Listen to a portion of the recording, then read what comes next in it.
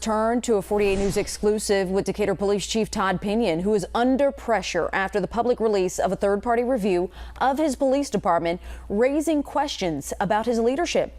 WAFF 48's Callie Neese has our story.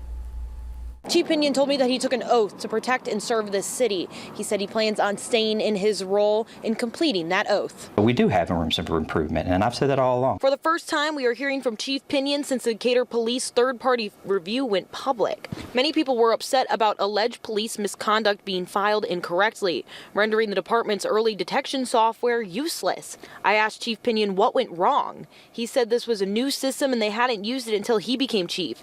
Pinion said all formal complaints had been filed in the program, but now he realizes that he needs to include all complaints. After looking and listening, I understood. I was like, yeah, it was probably a better way to put them in there. So. The report also raised issues about poor communication from the police chief. He acknowledged he can do better and says he has plans on being a bigger voice in his department. I do think it's important that, I communicate more, and we're going to do that from this department a whole lot more to be able to do that. Pinion reiterated that he was happy with what the report didn't find about his department. No examples of systematic racism or excessive force. However, he says he knows changes need to be made. Some people think that that I'm discounting the stuff that was in there. And that's not the case. In the last council meeting, I said, look, I'm not, electing this report.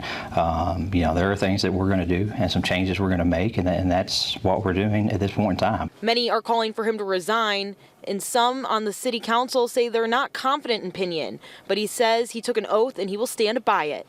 Look, I swore an oath a long time ago as a police officer to serve and protect this city. That's still the same oath that I swore by today to that, and I still plan on continuing on as my role as chief. Chief Pinion told me that communication is very important and that he plans on being a bigger voice for the department to help with community relations. Reporting in Decatur, Callie Neese, 48 News, on your side.